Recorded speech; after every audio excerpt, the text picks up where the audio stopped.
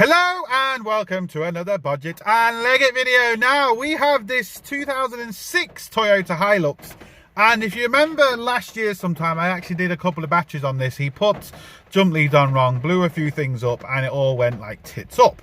Now when you start it, he was complaining the other day that he had to jump start it or something. The battery went down. I'm thinking, oh, there's not another parasitic drain or something like that.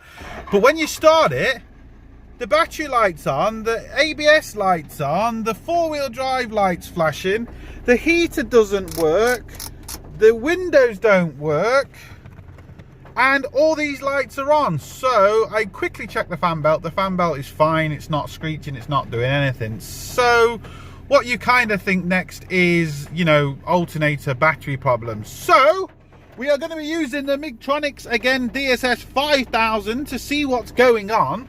And yeah, but first I'm just going to check that fuse just to make sure the fuse and everything is okay. It's always good to start with the fuses, because, you know, a lot of the times it's the fuses and people forget that and they're doing hours and hours of work when it's just an issue with the fuse. Sorted. Now I did have this the other day and I had a quick look at it, and I told him there was a few issues, and he basically said, look, I still need it, and I advised him not to keep driving it, but he said he really needed it. So there's the main fuse, and hopefully you can see, let me just get the light on the camera, and that big main fuse that controls all that seems to be fine. Right, as you can see, there's the little legs on that. None of them are look broke, and we'll get to the other side, and none of them look broke there. All them fuses, there we go, all them there we go, all them fuses are intact. So that looks good. That's actually good, because that's ridiculously expensive. So let's test the charging system and let's see exactly what we're at. Don't ask me how, but I've just done all that without pressing record, so I'm going to have to do it all over again. So we're going to test the battery. Oh yeah, just let me take a reading first from the battery.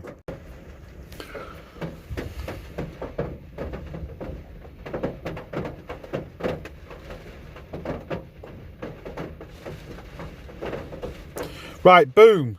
The battery's tested good. There's a bit of water on here, but anyway. So that's all good. And but I've tested this battery. I know that's all good. It's just I wasn't pressing record. So let's do a system check. So this is going to test the alternator and everything. And just let the amp clamp 0. Next. Okay, Brian, put it back on, please. So Brian's just putting the amp clamp meter on so we can go okay, because it was just zeroing itself. So start vehicle, leave it running, ensure everything is off, which it is. Press next. Alternator test. Hopefully you can see something happening already, people. I'm hoping he hasn't done any more damage. I told him not to drive this, but time will tell. Just rev it up to between 2 to 3 grand.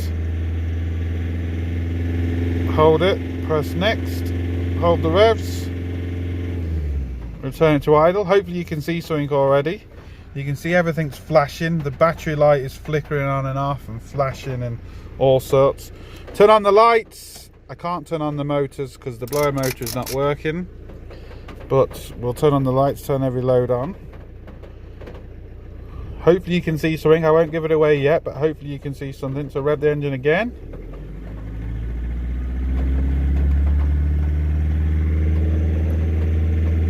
Hold it.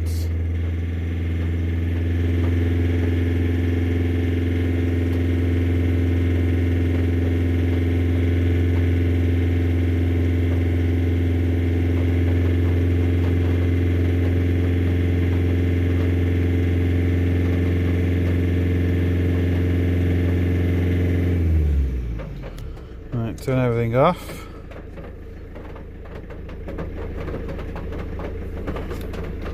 Right, there we go. Battery good, cranking good, but look at this, it's in red, so it tells you that it's very bad. Let's just stop that. So as you can see, we're up over 17 volts. The AC ripple is 90, which is, yeah, high. You can see on just no loads it was over 17 volts and 9.5 amps, and when it was loaded it was over 17 volts. It was only putting out 1.8 amps. So straight away, very quick, very easy. This tells us absolutely everything. We'll just press print so we can give it to the customer, and there we go. Boom. We're going to need an alternator reconditioning on this. Obviously the voltage regulator has gone on this particular one, and it's gone the opposite way to how they normally go, which is normally undercharge, which is better. It's a lot better in my opinion, because overcharging, especially on a modern vehicle, can cause thousands of pounds worth of damage. He kept driving. This could, yeah, this could cause damage. I just don't know. We'll have to wait and see, because nothing is working but all the fuses are okay. So has it blown a computer? Has it done something? I won't know until I get this system working properly. Like I said, there's our receipt. We can print it out for the customer. Yeah, I've disconnected one of the battery. I was just testing one battery at a time. I've tested the battery. The other battery is good. The alternator, the fan belt is all on. So yeah, hopefully it has done no more damage. Right, I've removed the airbox. Hopefully I can take it off kind of on the deck, because the old drift car's on the lift, and then Brian's car is going to be on the lift in a minute.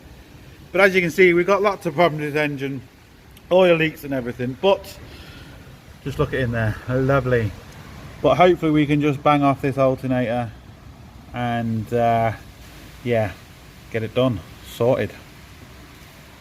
All it's going to be is it's going to be one plug socket at the back, it's going to be one cable here, it's going to be a bolt there, and it's going to be a bolt at the bottom. It looks like this pulley is going to have to come off to actually release that bolt, but that's not the end of the world. And yeah, this is out. Right, as you can see, we've got it out, but it's very bad. The bearing's gone in here, it's just full of rust. You know, you can see the cover's gone, the balls are just there balling out, and yeah, so this definitely needs some TLC, and hopefully there's no major damage done. I won't know until I get it back. Right, a few seconds for you, a couple of days for me, and it's back. We've got a new clutch on it, and the clutch does work. There's loads of ways of testing these. One kind of a way, quick and dirty, is to hold it, spin it, and then kind of I can spin that back. You can get a little screwdriver in there and put it, but look, I know that's now been completely reconditioned. New clutch, new everything internally. You can even see it all here, whatever you need to do with it. So now what we need to do is just stick it back. Again, not going to film it because there's no room, as you can see. So take off this pulley, just a couple of bolts. I think we are going to have another issue with all the other problems because of overcharging, but this is a farm vehicle and he just wants it back for the minute, and we'll have to do a separate video on the other problems. Sorted. Right, it's all back in. So what we're going to do now is we're going to start it. He needs this thing back straight away, so as long as it's not overcharging again, I'm just going to have to give it back to him. We'll sort the other problem out as a separate video at a later date, because I'm sure he's done damage driving this too long with it overcharging like that. Right, well, it starts, but just like I thought, all the lights are still on. Let's just go and see if it's overcharging. Right, there we go. It's not overcharging anymore. So we're good to go. So figure out what's going on with the all the lights and stuff, but that's for another video. So look, hope it helps. Please like, share, comment and subscribe. Don't forget, links up here, links down below, but most importantly, don't forget, get your hands dirty. Sorted.